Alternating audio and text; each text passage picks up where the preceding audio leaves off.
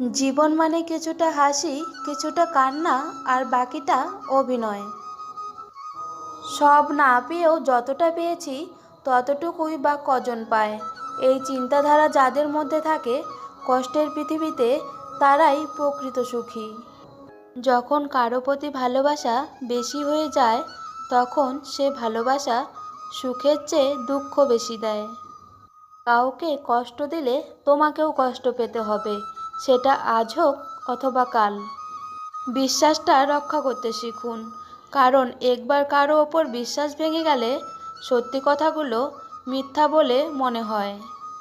কাউকে মিথ্যা বলে খুশি করার চেয়ে সত্যি বলে কাঁদানো অনেক ভালো। একটু কষ্ট পাবে, কিন্তু কখনো বিশ্বাস হারাবে না। বর্তমানে মানুষকে তুমি যতটা আপন ভাববে, ঠিক ততটা কেউ তোমায় আপন ভাববে না। প্রয়োজন হলে বলে হাই, আর প্রয়োজন ফুরিয়ে গেলে বলে বাই। ভালোবাসি বলেই তো সব ঠিক থাকা সত্ত্বেও দিনের শেষে মনের কোণে একটাই ভয় হয়, তুমি হারিয়ে যাবে না তো। অপেক্ষাটা সেই করে যে কাউকে মন থেকে ভালোবাসে। টাকা কামাও, সফলতা অর্জন করো, আমাদের এই সমাজ তোমাকে অনেক সম্মানিত করে দেবে। আমাকে ভুলে যদি তোমার ভালো থাকা হয়, তবে চলে যাও। আটকে রেখে মিথ্যা আবেগে ফাঁসবো না, তোমায় অথবা আমায়।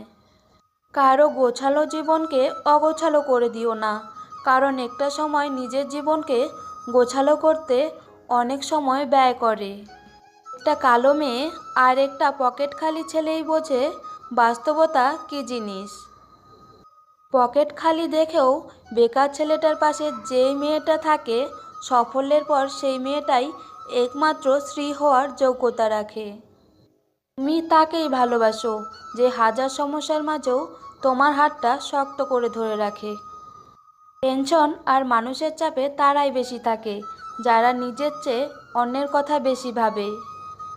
তুমি যতই চাও একটা খারাপ মানুষকে ভালো বানাইতে, সে হয়তো কিছু সময়ের জন্য ভালো হতে পারে, কিন্তু তার যে অতীত তা কখনোই তার পিছু ছাড়বে না।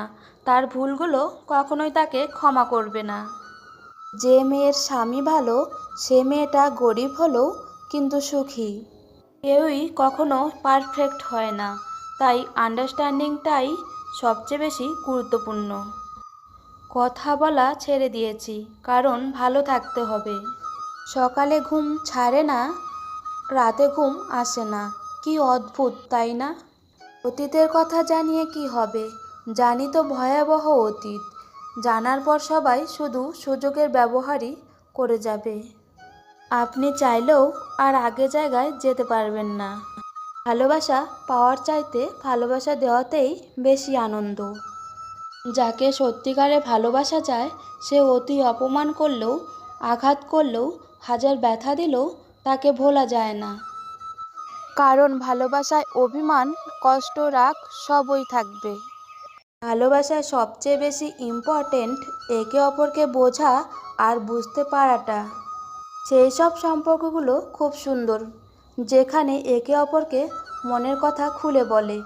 সেই সব সম্পর্কে রাগ ঝগড়া খুব কম হবে, যারা অভিমান না করে, রাগ হলে তা প্রকাশ করে, আবার রাগের শেষে কাছে টেনে নেয়।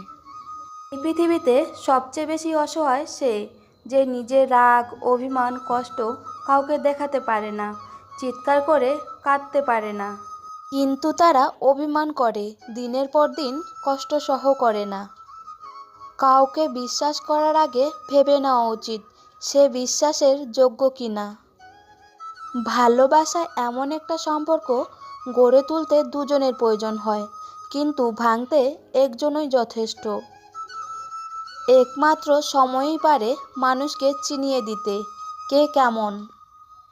নিজের কষ্ট নিজের মনের মাঝে রাখো, সবার কাছে বলতে নেই। কষ্টের ভাষা সবাই বোঝে না, তাই তো অনেকেই উপহাস করে, কষ্টটাকে দ্বিগুণ করে দেয়।